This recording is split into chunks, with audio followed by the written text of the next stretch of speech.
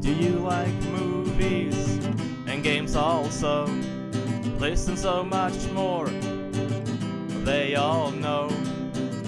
Vice, Lotus and Friends, welcome to Corrective Consciousness. Welcome to Corrective Consciousness Podcast, episode 129, the podcast where we explore the inanity of pop culture. I'm your host, vysethebold, and this is Lotus Prince and Dracologist. Back again, and this week we are, as promised, going to talk about run and gun games. I didn't promise this. I didn't promise, but I said it, therefore making it's it canon. Yeah. a digital promise. Warning, this is canon. I mean, honestly, when you say stuff on the air, you should come through and do it. We talked a little bit and debated, and instead of letting everybody down, Lotus wanted me to, do something else. He wanted to disappoint everybody. I was really hoping we could talk about not run and gun games, but Vice did the exact opposite. So now we're talking about run and gun games. I prefer gun and run games. I prefer games, gun, and run. But this is one of my favorite genres. Obviously, my favorite game of all time is a run and gun game. It's Gunstar Heroes for the Sega Genesis, and right behind that is a whole slew of Contra games. I love the Contra games, and of course the Metal Slug games as well fit right into that. But this was all brought about because of Dracologist mentioning a demo that had been released last week, and then promptly taken off of Steam, mind you. But the full version of the game will be out. Would you like to talk about Valkyris a little bit here, Dracologist? I was following this game due to this. Like, I really enjoyed this sort of art style. This is very, very, this is sort of dark gothic sci-fi. Just like sci-fi through heavy metal. And I'm fairly sure if anyone will look up the game, we're going to see why is that. Like, everything is decorated with skulls and stuff, and like a lot of it's bitchin' as hell. Yeah. Actually, you brought up Project Warlock before, which was that like gothic first-person yes, game, but I had forgotten like there are computers in that game. So it's Project Warlock is more like Wolfenstein in its design. It's simple gothic. Valkyris it's a lot like Robot Unicorn Attack, but like less goofy than that. But like it's a fusion of medieval times, death metal and neon Tron lights. But if it doesn't have that one, what was that name of that song? Believe or something? Always, I wanna be with you. Yeah, it's called Always. Yeah. Oh, it is called Always. Yeah, without that song, it's all meaningless. Okay. But I don't give a. Anyway, so the game is like a basic platformer. It basically go from screen. Sometimes like you have scrolling. Sometimes it snaps to a new screen. And the game mechanic is basically simple run and gun with. I think there is a function where you enter into the aim state.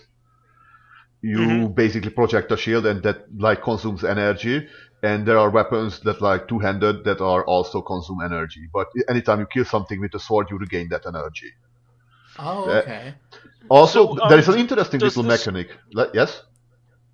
Does this game kind of feel like a run and gun version of Slain in that you need to memorize like enemies very, very closely? There will be bosses that requires a little bit. It's not. They say it's not going to be extremely punishing, but there like it looks like it. It looks like it will. I think my only problem with was the demo that for me it was, I don't know if it's my mild hardware or what was badly optimized. It kind of got very chunky toward the last boss, and I needed several times tries to get it done. But here's an interesting little tidbit about it. The game has a checkpoint system, but when you reach a checkpoint, you don't activate it automatically. You have to find something called checkpoint tokens, like these green whips. And when you have a checkpoint token, you can basically use it to activate a checkpoint, and from then on, you're going to respawn from there. Plain and simple. However, if you beat through the game without using not the game, the level, without using the checkpoints tokens, you can at the end of the level there is a sort of slot or forge or something where you can insert the access checkpoint tokens to gain death metal, or what, I don't know what is it, dark metal or blood, I think it's called blood metal, which can be used to weapon upgrades. So the better you play, the more upgraded your weapons will be. Really cool. I'm really looking forward to it. Ever since you showed me the art style, I really like Slain. I have that for my my Switch, and I've played that quite a bit. I played through the first couple areas and really love it, but I love first person, or I mean run and gun games even more than I do that type of hack and slash kind of game. So I'm really looking forward to it. So I think it'll really resonate with me. Now, correct me if I'm wrong, this does look like a single player game as well. Yes, it's not. I didn't see an option for co-op, right? Yeah, there is, like Slain, it is a single player game, very much so. But okay. I think I'm fairly sure there will be no multiplayer. It is.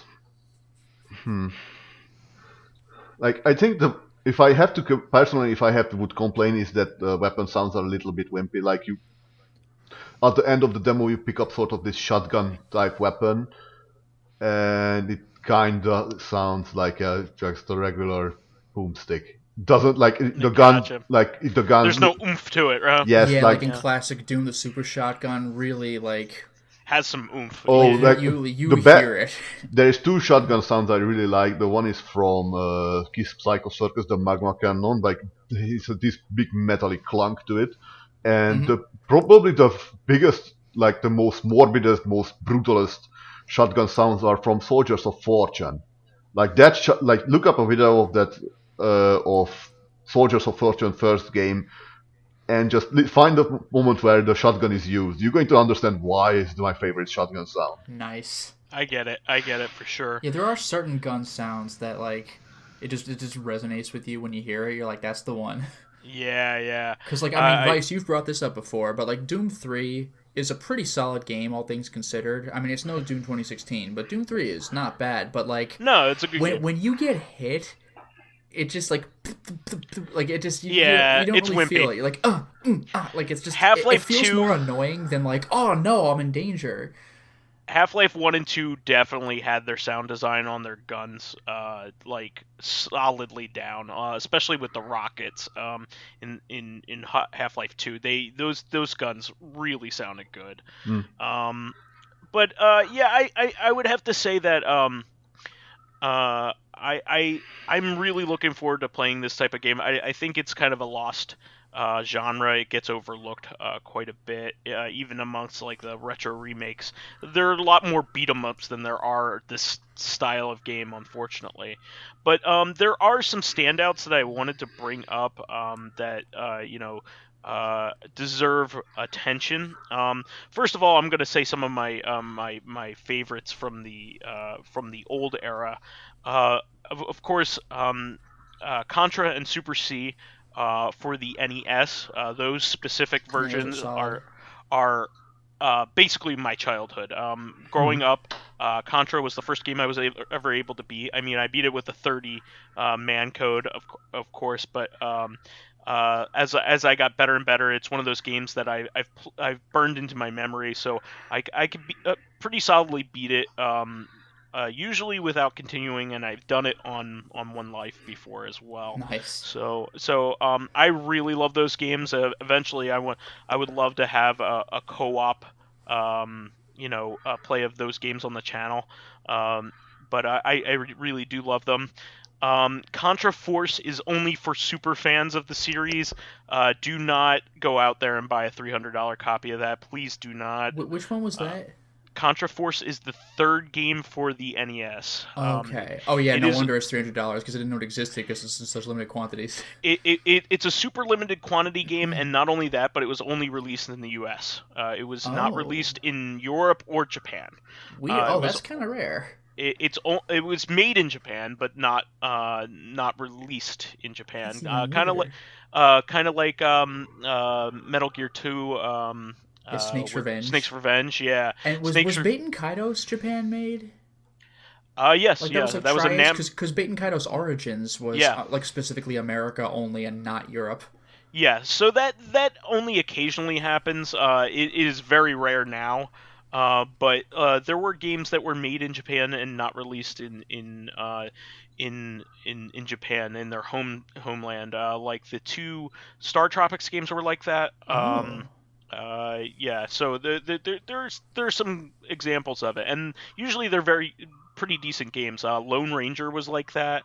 Lone Ranger is actually one of my favorite Well, I Konami can games. see why that one wasn't released in Japan because, like, how many Japanese people were watching fucking Lone Ranger? How many Americans were watching Lone Ranger at the time? I mean, it's a bizarre. Well, yeah, in the 80s, I get decision. good question. It was it was That's a good released in point. '93. Yeah, it's like Dude, it was Gunsmoke, like, good point. Oh, no, Gunsmoke wasn't actually the TV adaptation, but still, yeah. It was released in '93. Yeah, actually, wasn't there an arcade game of, like, The Shadow? There was definitely a pinball game. I don't know about. I think there was some kind of game where you, like, beat people up, like, as like The Shadow. a 1920s like radio drama. serial. Yeah, come on. Oh, my favorite! I'm gonna play this. But yeah, barring Like that, Dick Tracy. go on to the official third game. Contra Force is not a good game. It is programmed poorly. It had slowdown up the ass. It is not a good, well-made game, and it's weird. I will look Definitely into skip that. Skip that and move on to Contra 3, which is one of the best games of all time.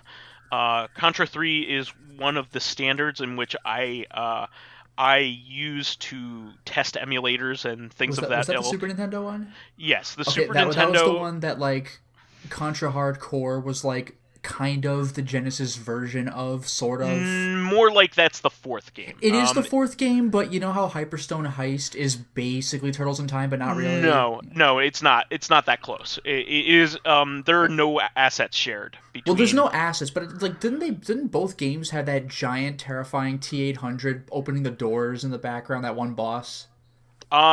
If so, they do not play the same way. Okay. Yeah, no. I do remember that. That you That was start like with the the two. outstanding part of the game. It's like on the back. I think it was on the box or something because it's like so show-stopping when you see it. Yeah, but Yeah, it's really just belching flames at you. Like, hilariously, there is two, like, Yeah, it's robot actually not gorilla. that big of a deal, but it looks so intimidating. I would actually say that Contra Hardcore of the classic games is probably the best game. If you really want to go to brass tacks, I mean, the third game is really great and classic, and also a big part of pop culture. Like it's a game that's recognized by a lot of people that don't play a lot of video games. Like Contra 3 is like a big deal. Like, to me, Contra like, is the most amazing. hilarious thing about, like, Contra is that some Japanese guys watched, like, Rambo, Schwarzenegger's Commando, and then Aliens, and made a game from it. I mean, pretty much. It's not even subtle. It's not like, oh, you can tell if you look hard. It's like, no, it's pretty overt. Like, No, it's no, like, let's do Rambo. The cover of Contra actually Stallone, is Schwarzenegger, Xenomorph. No, it is two stills of Schwarzenegger. Really? It's not even Stallone. They're actually two stills of Schwarzenegger, That's and then amazing. Slightly they redrawn. put a different face for Lance's face. Yeah. So even though it looks like it would be Stallone because of the hair, it is actually a traceover off of. They're both Arnold. They're both Arnold. You know what the best Schwarzenegger reference in a video game is? Go for it. The school in Silent Hill 1 being modeled Oh, after Kindergarten jeez. Cop. Yeah, It's yeah. not even a They're Schwarzenegger like- reference, it's a Schwarzenegger movie reference. So, yeah. Yeah. You have something to say about more Contra? Oh yes. Well, I'm going I to thought continue. Yeah. I mean, Hardcore is an amazing game. Definitely seek it out. It is not like Hyperstone Heist is definitely a downgraded version of Turtles in Time. You can absolutely say that. With like one different boss or something. Like a couple different bosses, but like it has like the same music, it has the same sprites, it has the same enemies. It just has different level layouts and things like that. Mm-hmm. It's definitely like a remixed version of the game. I would not call hardcore that at all. It is its own thing. Okay. Those are the classic games, really. Konami really kind of stopped making Contra games for a really long time. There are a couple in between. The only one that I'm really missing here is like Operation C, which is kind of like a remix of Super C, which is the Game Boy title. But everything else. Wait, Operation C is the Game Boy title you're saying? Correct. Yeah, because Super C was NES. Yes. Correct. And also, it was also arcade, right? No, Operation C is its own game. No. Sorry, Super C was also arcade, right? So Contra and Super Contra are the arcade titles. Super Okay. C is based off of Super Contra, obviously. Okay. But I consider the NES versions to be superior to the arcade versions. Well, yeah. Well, this is something you've been reasons. over because like the original Contra has horizontal and vertical levels, but way more horizontal, and the arcade cabinets are vertical, so you can't see shit in front of you. It's only really good for those like level 2 and that. It also kind of doesn't stuff. control as well. It doesn't control as well. And it also has like that stupid old Konami feature, if you could call it that, of only allowing it stops continues in the last level. I think it limits the amount of credits you can have too. Oh, that's a dick move. Yeah, I remember Haunted Castle would eventually just get fed up with you, and it's like you've had enough continues. Exactly. Fuck you. It's exactly. Like, what? Same thing. So it's like you have game. like it's not infinite lives as long as you can pay for them. It's just extended lives if you can pay for them. Yeah, exactly. Like I had the same thing happen to me with I don't think this was Konami, but like Rolling Thunder. I was playing in at Yestercade. Yeah. So it was free play, so I just kept continuing, and eventually the game was like, all right, look, you can't beat this. Game over. I was like, God damn I it. do remember that playing in C64. Yeah. So the C64 version is okay. It's like the Also, arcade. I think I heard it, like, I just suddenly remembered Contra had a C64 version.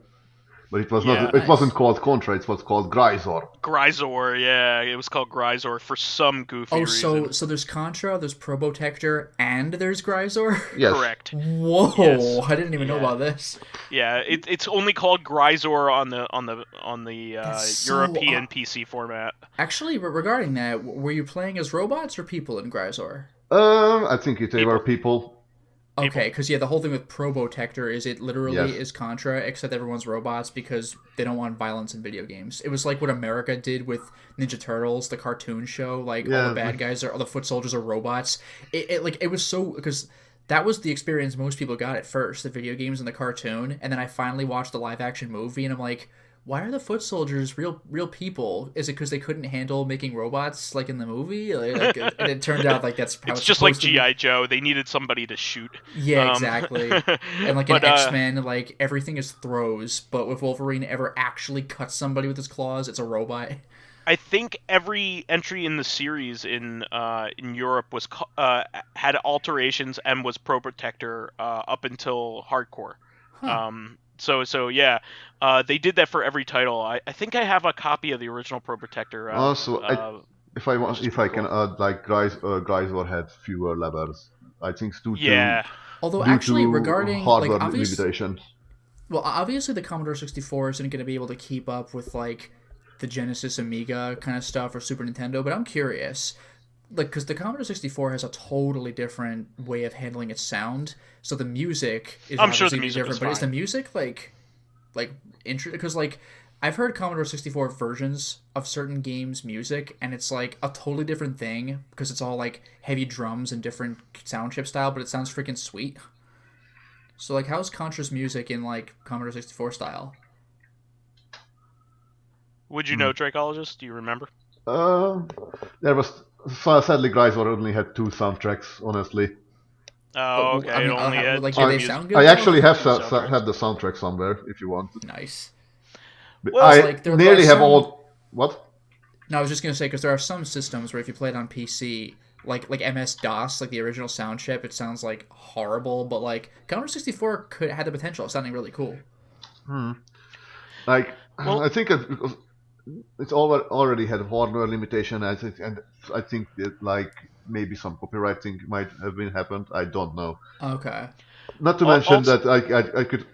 When I was playing it, I had trouble starting the game because I didn't know what button to push to start the game from the starting Oh yeah, screen. because it's literally like a computer. So yeah, figure that out. Yeah, like push the which button?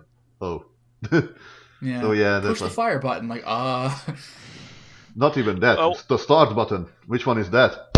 Oh yeah. if you really want to have some fun, seek out the ZX Spectrum version of Contra. Oh, boy. Ooh, boy.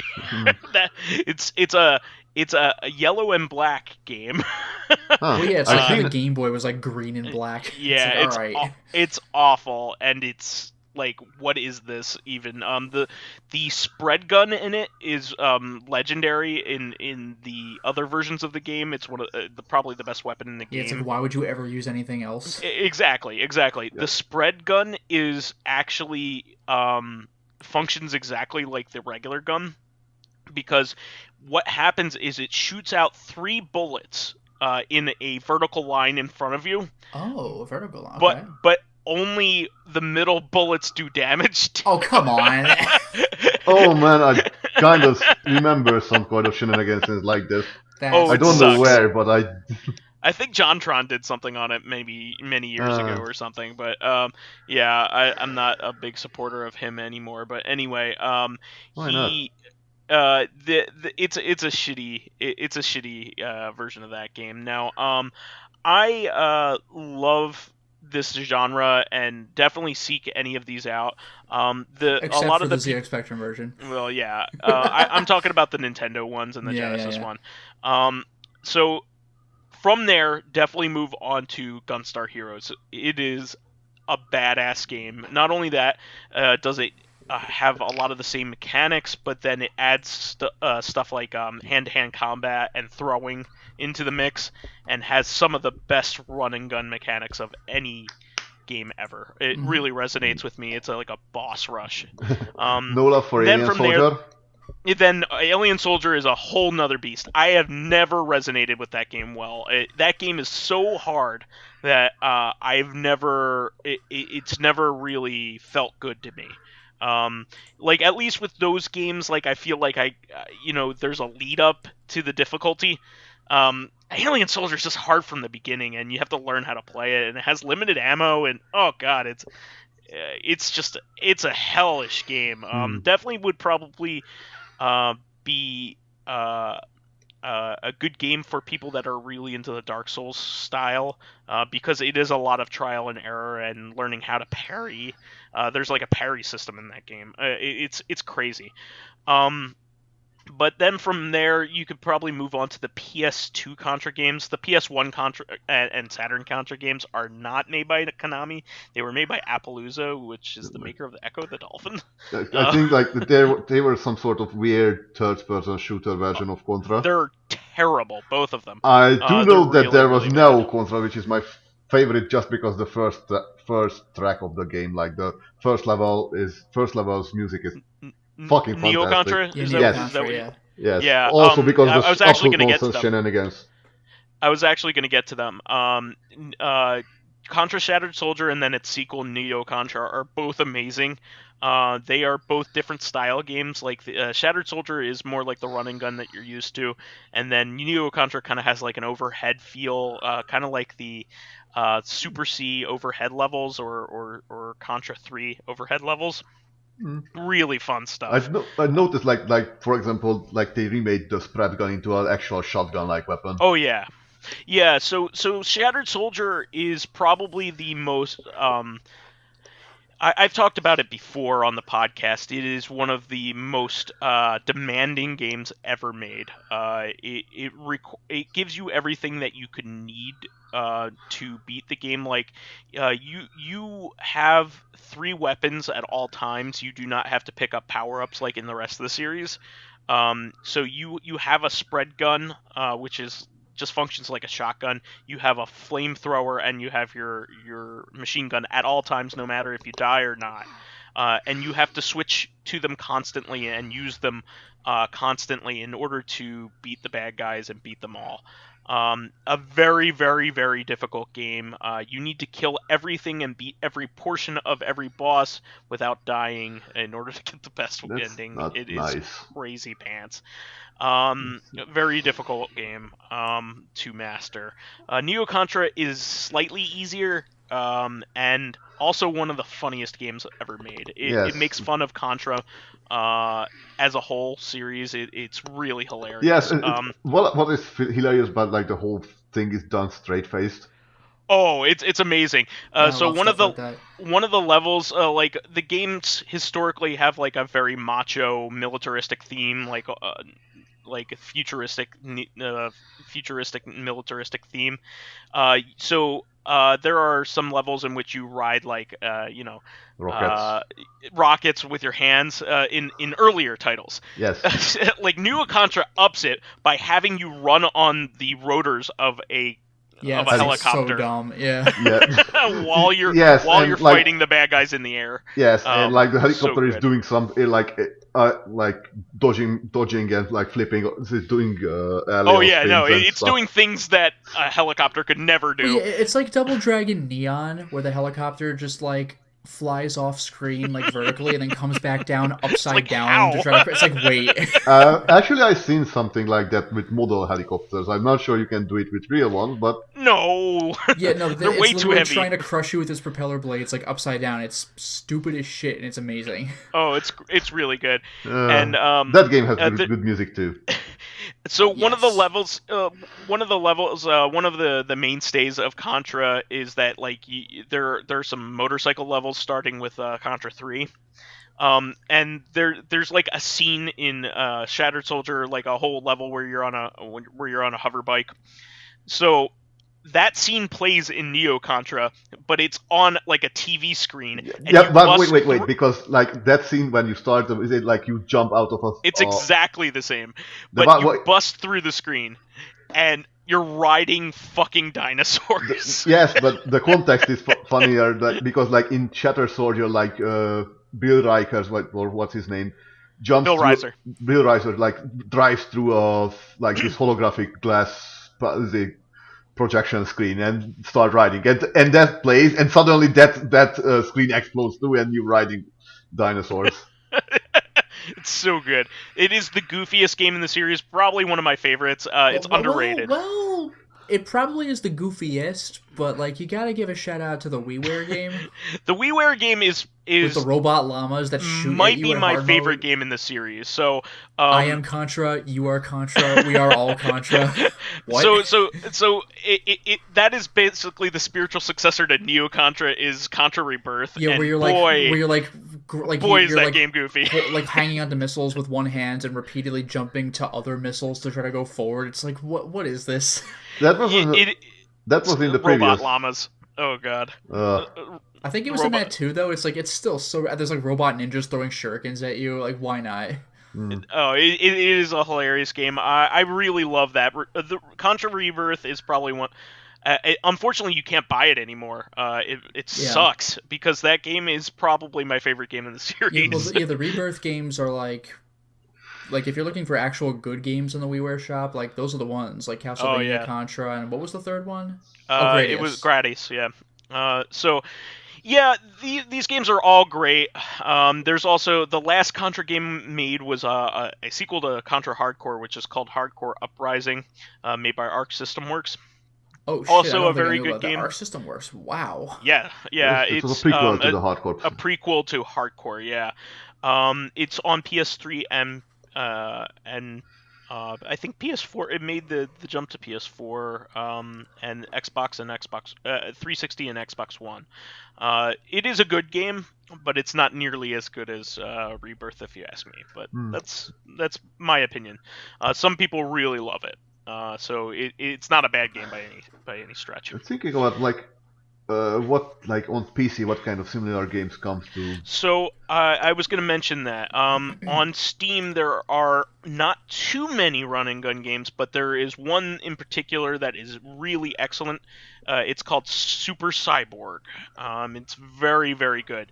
You will feel like you are playing like almost like a fusion between the style of Contra and Super C and Contra 3. It's somewhere in the middle between 8-bit and 16-bit in terms of style. It is a very fun game, very, very good. It's made by Artur Games. Excellent title. You will feel like you are playing a Contra game. Even the sprite style looks like it. I think like I wanted to personally say like I would have went with Biomenace. Like that. Biomenace, and then the original Duke Nukem games. Well, those Duke aren't Nukem 1 really and 2. run and guns. Those are 2D platformers where you can shoot with things. guns. But Biomenace, thank you for bringing that up because that game is freaking classic and nobody knows about it. I love Biomenace. So yeah, I grown up on those kind of stuff. Like like and Apogee, like Apogee yes. games like what was that? Monster Bash. Yeah. They had some other games. I can't quite remember it currently, but well, the one I like to bring up is Raptor Call of the Shadows. That's not a run and gun. Yes. Monster Bash. But Monster Bash was the little kid with shooting the slingshot with the zombies. Yes. Commander Keen. Yes, Commander Keen is other Commander one. Keen and like Duke Nukem 1 and 2. And 2. Duke Nukem 1, 2. And it like speaking of running, like Duke Nukem Manhattan Project was fun. Oh yeah. Let me see here.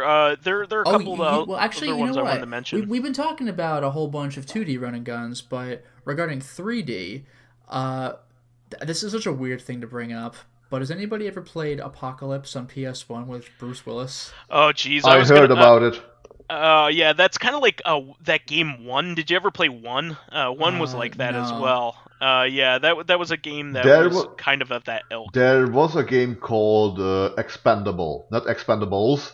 Expendable. Expendable. Yeah, I remember that game. Well, also, I don't know if this quite counts, but any of the Gauntlet games? MDK.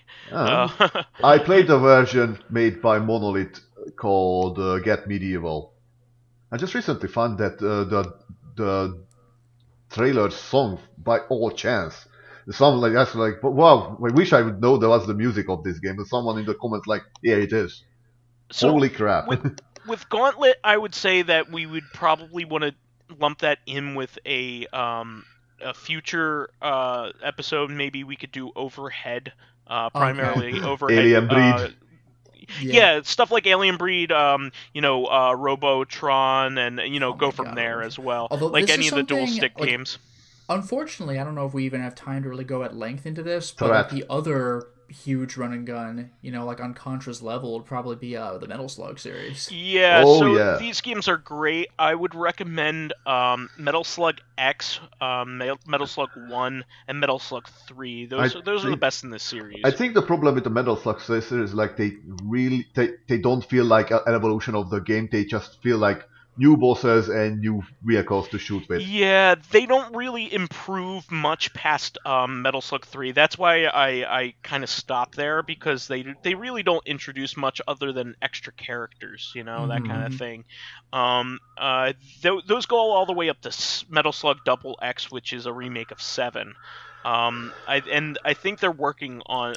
They may be working on another title as of right now. Wise, just for quick sake, I put two links into the Skype. You can check those because I'm fairly sure you're going to like both. Oh yeah. I would. Oh yeah, Blazing Chrome is one that is supposed to be coming out this year. That looks amazing. That's one of the titles that looks like Contra to the T. Yeah, and that looks excellent. I can't wait to play that. There's another game coming out by the NG dev team called Krautbuster that has been coming out for a very long time. It looks just like a Metal Slug game. It doesn't look like it's improving at all.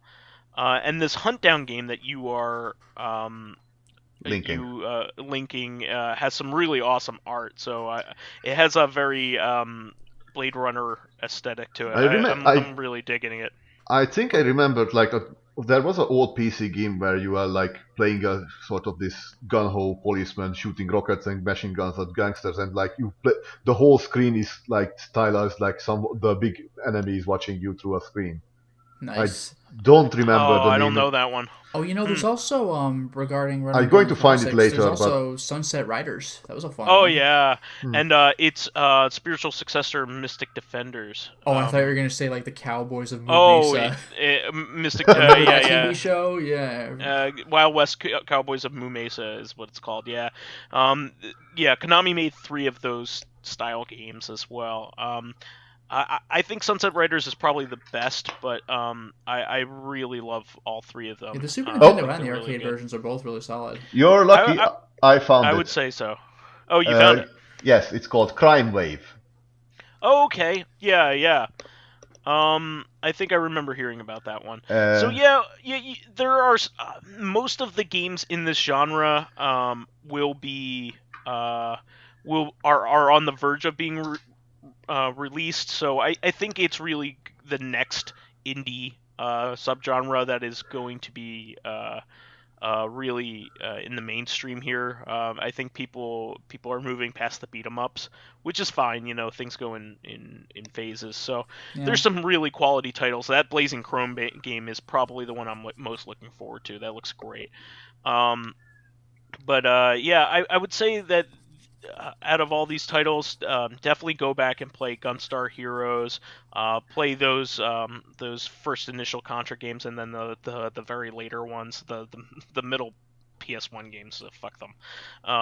And there's just a lot to love about these. They're all boss focused. They're all memorization. So I absolutely love them. So they really resonate with like the style of game that I like to play. So, moving on from that, we should probably move on to our regular segments. We'll do Vize's weigh-in. I'm very happy to inform everybody that I'm still at 255. I have not budged. Yes, and you are. I successfully got through the holidays without gaining a pound. You're not bold. You're italic. Deal. Yeah, especially with a guy who likes to eat. This is a time in which I watched myself. I did have a good time, but I didn't have too much of a good time. You know what I mean? I was pretty responsible. I didn't eat a whole lot of desserts, that kind of thing. I didn't overeat to the point where I made myself sick. That kind of thing. So I'm very proud of myself for that. So losing weight during the holidays I would never expect, but not gaining a single pound is a huge accomplishment for me. So, very much am proud of what I did there. So, Lotus, why don't you move on to fan reactions here? Yeah, we got a couple fan comments. And actually one of them is from Dracologist right here, which was, you By played... who? No, never mind, I don't know. Probably some ugly stranger. So you had said that you played a few Spider-Man, Superman, Batman games on the Commodore 64 back in the day, but there were weird quirks, like for Batman, when you're driving, you can only turn if you grappled onto lampposts. Yes, I understand the logic behind it. Like, maybe you don't have good turning, so you, latch onto something like Cubert, or not Cubert. Well, they do that in the TV show, like in the old, 60s Batman cartoon. Okay. Which it's just showing off the what was that gadget. video game character that only moves when you, or only turns around when you grab, street signs and stuff like that? Do you know what I'm talking about? That really old one? Oh, I don't. What? Like, he's on Q-Bird's level. He's one of those really old game characters that moves horizontally and grabs light posts or stop signs or whatever and turns around. This is gonna bug me. Ooh, I don't know. But there was some guy like that. But anyway, and you had said if we were to remake a movie like Doom, that'd be pretty rad. But you do say that the Hitman movie would also be good because it would be kind of cool making Agent 47 an urban legend, and people oh man, do you think he's real, and following up on what he's done instead of what the actual movies did, which make him an action star. Actually, I just wanted to say that that was my friend's he idea. He breathes this game very much, he knows this game inside out, and he said it would be much better if it wouldn't be focused in him and you would just see him a memory fragment or some flashbacks and such. Sure. Yeah, or otherwise you have like the actual Hitman movies or like the Assassin's Creed movie where like you're assassins, but it's this big crazy action thing. I It's like that's never what? seen the Assassin movie, and I don't really care. Yeah, it's like that's not how that's supposed to work. And then Solidus Scully had a bunch of things to contribute. So we got the superhero games I have the fondest memories of would be Spider-Man on PS1, like the one we were talking Oh, about, I like love that Spider-Man game, 64. yeah. Or I Yeah. used to love it, rather. I don't Yeah. think going back to it would Mostly for be nostalgic good. reasons, but there's like the symbiote invasion, the monster Dr. Octopus boss fight at the end. I That was love that. nuts. Dr. Octopus with the Carnage symbiote. Fuck Carnage that. Octopus, yeah. That is a nightmare. This is something I never knew about. Solidus Scully says Ghost Rider for the PS2, which was sort of a sequel to the Nicolas Cage movie before the actual sequel, Spirit of Yeah, it Vengeance played came out. like God I God heard of about War. it, but never seen But much. yeah, he says it was cool for its combat, rocking soundtrack, and this I never knew. You could play as Blade after beating the game. That's Oh, neat. ridiculous. Oh yeah. It's not going to beat a game like Devil May Cry 3, but for what it was, it's pretty great. Also, X-Men Origins Wolverine, which we mentioned briefly. It says the movie might have sucked, but the game was fantastic. It was This really game good. is to Wolverine what Arkham was to Batman. Like, it makes you feel like Wolverine, and it nails the visceral tone better than the movie does. It really does. And of course, shout outs to Arkham Asylum City, obviously. They nail everything you'd want out of a Batman game. Now, what will we change about game to movie adaptations? It's not so much a problem of what changes, so much as it is the general audience and reconfiguring the format. For example, the 2006 Silent Hill movie, the cinematography and tone-wise, nailed it. Instead of doing homages it did tasteful homages rather than call attention by saying, hey, remember the thing from the game? Yeah. And, this is me talking. I hate that. Yeah, well, Silent Hill Revelation did that, where it had, like, the red slipper in the motel room. That's And cool. that, like, you could find that to solve a puzzle in the amusement park, but it's just in the hotel room. It's never... No one talks about it. Nothing's done with it. So it's like, what the fuck was the point? So he says the only problem with the 2006 Silent Hill movie was the director's own creative liberties with the characters and plot, which hamper the film as a result. Yeah, again, like witch cult or hunting witches instead of like a cult trying to resurrect a god. It's like, all right. Was that the part where they summoned Pyramid Head to fight the bad guy? That was dumb as shit, and no, that was in the sequel. we fucking summoned is it like Sunderland? Is it James Sunderland's guild to fight for us? Fuck off. I mean, Pyramid Head was still in the first movie, which was also stupid, but he was sufficiently badass.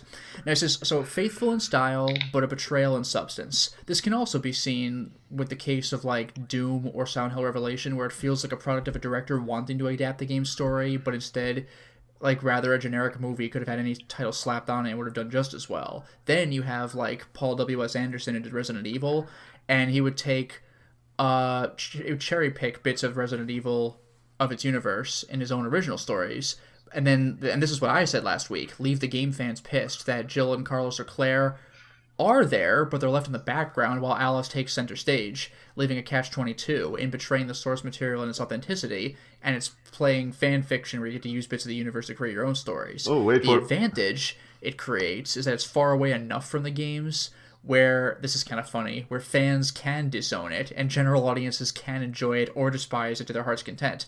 But then you have games whose stories were written to work specifically with that medium, like Eternal Darkness or Doki Doki Literature Club. Not going to say why. Or the latter portions of Metal Gear Solid 2. Not going to say why, but yeah, you can't really make a movie out of that part. So like if you want to adapt those, you'd have to like scrap things or rewrite it so heavily that they would lose all meaning. Now, as for negative, and this is the end of the comment, for negative, as negative I am on the subject, that doesn't mean that one day we might come across a video game adaptation that is faithful to its source material and delivers as a film for both fans and general audiences we love, will love. All it takes is the right people with some good instincts, and I think we'll be set. I can buy that. So far, Mortal Kombat is probably the closest, with Silent Hill, the first movie, coming in second. Like, it can be done, I think. It's just that, like, yeah, there's probably, like, studio interference making the movie stupid. Like, speaking of Paul W.S. Anderson, I mean, have you heard about that Monster Hunter movie he's making? Yeah, I wanted to takes mention place it. in, like, the real world, like, yes, modern day. I've seen a short GIF clip about it, like the he- Rattle here's a fighting a brilliant Gormog. here's a brilliant idea. Don't call it Monster Hunter because it's not what it fucking is at that point. It's like World War Z. Like Brad Pitt wasn't any of the characters from the book, I don't think, and the Nope. zombies were fast instead of Romero zombies. So literally nothing is the same except that zombies happened. Well, Why are you calling it Mel World War Brooks' Z? son got a paycheck. That's. I know. Like, why are you calling it World War Z when it's literally Has nothing to do with anything. except that there are zombies? Like, fuck off. I don't know. I don't care about zombies. Well, but even so, World War Z is a brilliant book, and the movie I heard was actually pretty alright, but it's just not World War Z. Has nothing to do with Yeah. anything. Yeah. Alright, so here's the question. Fakafon asks, what are some game mechanics you came across that made the least sense to you? For example, in Digimon 2 on PlayStation, to get a better Digimon, you had to level 1 up to level 11, and then reset it to level 1, so you can go up a little higher next time. It's a pain in the ass. Not only was it super bothersome, but it directly impeded your game progress, because that meant going back to previous stages all the time, so you could actually fight the enemies. Or, certain games have cinematic camera, like GTA 5 or Red Dead Redemption 2, and it looks cool, but it's highly impractical. So, like, why does this camera angle exist kind of thing? Like, it's fun for me to watch, but you can't really play right with it without a lot of practice. So, yeah, what are some game mechanics you guys have found that made the least sense to you? Let me dig up through the 1,000 games I used. Probably the poster child for this is any sort of chaperone mission or anything like that. Well, I can buy them in terms of plot, but gameplay-wise, they're usually a bitch. Yeah, not only that, but they're just not fun. Why would you ever put them in that? Natalia in the control. Yeah, James, could you quiet down? I can't hear myself think as she gets shot.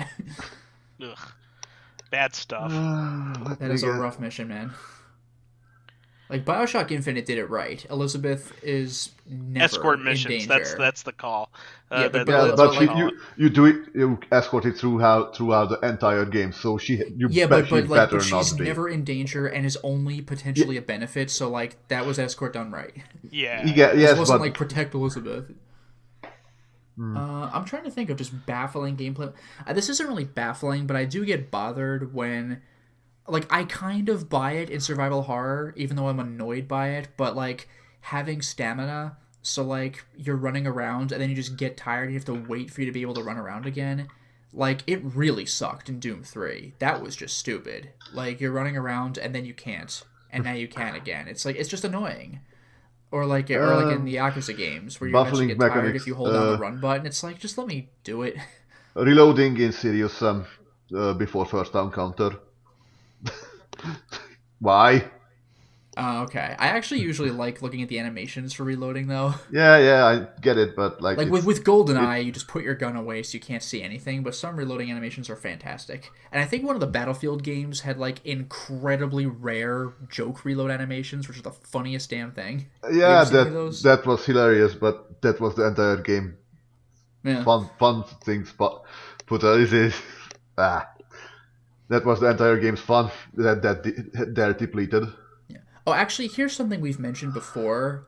Poorly implemented hard difficulty, where hard just means the enemies have more HP. So, I like, hate that. You're doing the same thing, but for longer, and that's hard. That's not even really baffling, it's just lazy design. I particularly hate that in the Halo games. They started off challenging, if you played them on heroic, I never really played them on legendary, which is the hardest difficulty, but heroic was one step above normal. So I like those, but like in heroic mode on starting with Halo 3, like the enemies just knew where you were. Yeah, that's some bullshit. Which is ridiculous. So they would snipe you, and you wouldn't have a sniper rifle to combat other snipers. So it's just unfair. Speaking of modern shooters, just realized that speaking of modern shooters, the many corridor shooters, like one of the most infamous examples was Medal of Honor Warfighter, was known to like quick stop the entire game. Here's the gadget to use now, and like. You cannot like use the sniper rifle to take down the entire building that was stopping me. But no, you must use the special murder bot 2000 to clean the building out. Like Half-Life 2 did that, where you only had the super gravity gun at the end, but at least that was cool as shit. But like, it is frustrating when they're like, no, this is how you're supposed to do it. No, that feels like a reward more like, because there's you can actually have fun with it. But this was more. That gun was cool as shit, but it's just like, this is the only thing you have. It just kind of felt a little weird. What I was going back to when Vice was talking about those annoying snipers, I really hate it when, like, it's like a 1 or 2 hit kill, but like they instantly see you when you step out, so you walk somewhere and then you just die. So like it's not even skill anymore; it's just trial and error, figuring out where enemies were by deduction. I don't like that either. Oh, actually, here's a baffling game mechanic. Again, it's not really baffling because they just took the arcade ideas and applied them to console games, but having limited continues and then game over on like old console games where it wasn't really necessary. I already paid my $50. You know, I know it's to get replay value out of what would have been like a 30-minute game, but but that's why so many arcade games that are released today, even old ones, are like they gave you like the free play option because I just want to beat the damn thing. Like I don't want to hack away at the same levels until I get good enough, and now it's been like several weeks. Yeah. Like crafting mechanics in a game that doesn't need crafting mechanics, I would say. Oh yeah, because crafting mechanics are popular, so let's use crafting mechanic. Like any mechanic really, where they do that. Well, we gotta have a crafting mechanic, or we gotta have multiplayer because everyone's got multiplayer when it obviously wasn't designed for it. Ugh. Again, not baffling, but a pain in the ass. Yeah, I don't like that either. I don't like it either. None of our answers have really been baffling. Like, I don't know why you would do this. They're just annoying. Yeah, it just reeks of like they didn't really like play test it to make sure that it was like a fun experience. You know what I mean? Actually, old school Yakuza, new Yakuzas are so much better with this. Some games have straight up unlimited inventory, except you could only hold up to 9 of a particular item, but you can have unlimited different kinds of items. Old Yakuza on PS2 had unlimited inventory space. You could hold 9 things plus 3 weapons, and if you want to cheat, you could equip a 4th weapon, but that was it. What was a real pain in the ass, though, was getting lots of money, because if you went to the casino, they would pay you out in items that you could sell for gold, but you would get enough chips to buy like a bunch of them, but then you'd have to run away and find an item box to put those plates into, then go back to the casino and get more plates, and then run back to your item box and put the plates in, and then like it was very tedious because and then items didn't even stack. Like if you had 9 plates, they would take up 9 slots in your item box. So getting lots of plates and then selling them for money was a seriously irritating, tedious task. Wow. Man, if you play Kiwami 1 or 2, you would never know that was a thing because they have modern sensibilities in mind, but my god, that sucked. I mean, and I'm talking about grinding away for money, but even in general, only being able to hold 9 items, including stuff you're equipping to yourself, that was not good. Oh, I just thought a good one. It's less even why is it there or why it's straight up bullshit. Like, do you any of you two know the game Super Frog? Crazy Frog? No, Super Frog. No. It's sort of like a Frogger. No. It's like a Sonic game almost, right? It's a little platformer game. I think. Yeah, I heard about that. Kind of. What do you say? Like merchandising, Lucozade, I think. Like almost like a Jazz Jackrabbit or something like that, right? More like it was very difficult due to the fact that it's some like you didn't have a gun. Anyway, through the game you will pick up tokens, like you can like few very rare money parts, what do you call them? Well, tokens. And at the end of the level, you can put that into a slot machine. And if if you win with the slot machine, then you only get the level code. Oh, that's ridiculous. Because I was just about to say, before you finished that thought, that Aladdin had that, but you played for extra lives, not for playing the game. Yeah, no, that's ridiculous. Do you get the level code or not? This is up to luck. That sucks, man. I mean, the funny thing is, I got today, one. the internet would just break that whole mechanic, but that's a pain in the ass. Back then, there was no internet. Yeah. I got one here. So there is a game that was like a Dojin title. I think it's called Reciteer for PC, obviously. I know that. What's that? I heard about it. It's that shop simulator. Exactly. It's a shop simulator. Actually, half of the game is a shop simulator. The other part is a dungeon crawler. The other part is a dungeon crawler, kind of like an ease game, almost. But here's the big thing that is super annoying. And fans of this game never mention it, and I don't understand why they don't. Okay. So in order to do the dungeon crawling sections of the game properly, you need to be properly equipped, just like any other action game, action RPG game. Well, in order for your character to be equipped properly, he has to buy the items from your item shop in order to be properly equipped, and have like the proper armor and proper weapons. You have no control over him when he comes in your store, and he may just leave without getting properly equipped. And so, it could be completely random as to if he buys the proper equipment for the next portion of the game. Super, super frustrating. Why does that exist? Why can't I just give it to him? You know what? I just thought of a genuinely baffling mechanic. I'm currently playing Fist of the North Star Lost Paradise. It's basically like Yakuza Fist of the North Star skin. Yeah. Here's something that's genuinely baffling, and I really don't understand this because they've been making Yakuza games for over a decade. But when you're using your item box, because you still have limited inventory space, but you have the almost bottomless item box. You can choose to put away, you could swap between general inventory items or equipment, because those are different menus now, which is kind of nice. So you can have a whole bunch of equipment potential stuff in one inventory section and your actual consumable items in another inventory section. But when you're putting away equipment, you can put away equipment that you currently have equipped without even the game warning you, hey, you have this equipped. You could just choose it and put it away, and then realize you accidentally just unequipped yourself and put away your stuff. It's why am I allowed to do that? That just and previous Yakuza games, I don't think let you do that. I think they would either warn you or just not let you. So it's really weird that you can do that. That just seems like an oversight to me. Wow. Yeah. I mean, it's not the biggest deal in the world, but it's wait, where did my equipment go?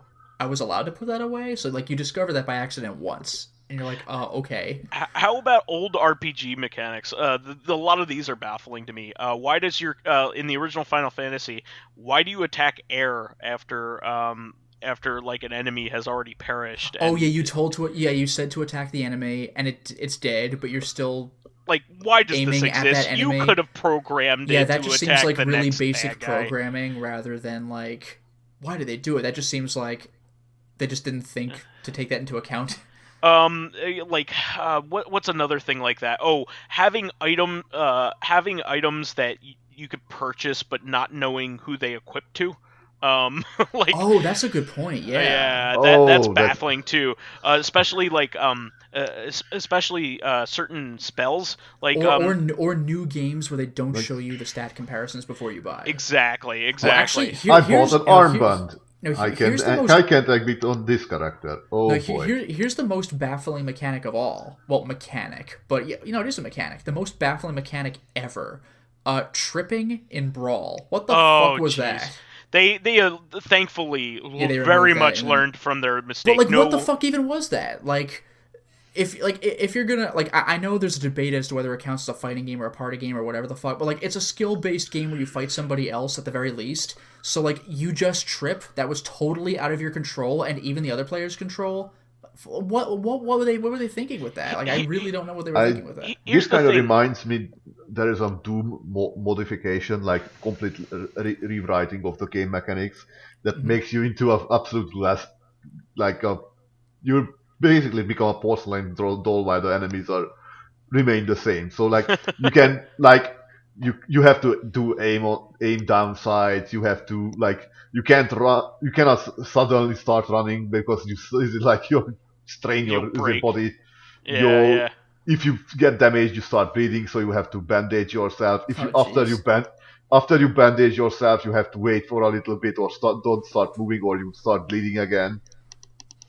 Wow. I really I really hate that mechanic. I also hated the fact that like in the original Final Fantasy that like let's say if you could pick a red mage for instance, right? And they're a fusion between white and black, right? Yeah. Well, even if you knew a spell was a black one, a black magic or white magic, you still wouldn't know whether your character could equip it or not because there are limitations as to Yeah, how my assumption would be much. like the highest level black and white spells would be for those particular colors instead of Yeah, red. but Like, you wouldn't know until after you bought it. what is the threshold for when you could stop putting in the red Yeah, mage? come Yeah. on. Oh, no, by the way, this is another really annoying one. When a character leaves your party, but they take all of their They take all equipped their stuff stuff. with them with no warning, so you just lose out on a bunch of stuff unless like and hope they come back later. Yeah, no, that happened Like in I old Final remember Fantasies even as the well. original Stonekeep, the strategy guide was like, by the way, unequip this guy right now because he's going away. It's like, geez, thanks for the warning. Like, wow, that would have sucked. Oh yeah. Well, I think we did a good job here. Please definitely respond to this question in the comments on YouTube and SoundCloud. I definitely want to hear other people's interpretations on this. I think now is a good time to wrap up for this week, unless anybody has anything for the good of the order on that. No, I'm probably good. I don't have any mechanics like to bring up anymore. Like, Actually, I guess one more. I think part of this might be to incorporate like all the different variables, which is why you might need something to be on the longer side for old Nintendo games, but password-based games where the passwords are like 1,000 jeez. characters and like half the letter, like, and they're like there's no difference between a lowercase L and an uppercase I and like bullshit Zeros like that. and O's. Oh. Yeah, so even when you write the God. stuff down, you might still have it wrong because everything looks the same. Like that's and there's like 16 characters. Like, oh, come on, dude. Yeah, no, especially Castlevania 2. Again, like the fact that a password needs to be long, I understand, but like distinguish between your fucking characters. Also, Yeah. not holding up that screen for like more than 5 seconds. Oh, that's true too. Yeah, I hope you have a camera ready. Like, oh, you lost your giant password. Too bad. Play again. Yeah, I seriously. forgot about that. Yeah. Well, the thing is, when those games were originally programmed, they were made for like the Famicom disk system. For the vast majority of them, like Metroid, like Kid Icarus, like all the ones that we had those issues with, they originally had saveability in the actual original save. versions. Although I thought you were going to go in a different direction, like they were designed for like Japanese characters or something. Because I No. remember you said there were games that had the dialogue greatly watered down because you could say more with characters. And that actually reminds me of like of all systems in the world, the 3DO. It was funny because I was looking up whether it was region free, and on one hand. Yeah, but on kind one of. hand, yes, it is region free, but on the other hand, there are some games that have a particular style of like the kanji that the American version doesn't support. Yeah. So for true region free experience, get a Japanese 3DO, I guess. Yeah, I mean, at this point, I mean, the Japanese exclusive games are not really really worth it unless I know, but it just for cracks me up archival that like I purposes. can play this game on my 3DO, but like it doesn't display the characters at all. So you're like, You can play a shitty Sailor Moon fighting game. You could play a Yu Yu Hakusho fighting game, which actually was a big deal when I first saw that. I was like, I know who these characters are. Oh my god! Like, remember how cool that was when like a Dragon Ball Z fighting game would come out and it would cover the newer characters that like you were Haven't just been made seeing on into the TV dub right yet. now because the game's a few years old in Japan, but like you're only now getting those episodes. Like I remember, like this blew my mind when I was a kid, like in high school. Our friend Perry, like he had a Super Nintendo emulator, and he was looking up Hyper Dimension, the DBZ fighting game, and we had no idea who Majin Buu was. We're like, who is this character? Like I just love that feeling of like, what do I have to look forward to when I watch this on TV? Well, I think we should wrap it up on that note. We want to thank our fans that contributed questions. Please keep us supplied with awesome topics by submitting questions of your own via the YouTube and SoundCloud pages. While there, please give us thumbs ups, likes, and 5-star ratings on iTunes. It helps promote and spread awareness of the show, and any bit of encouragement helps keep the show going.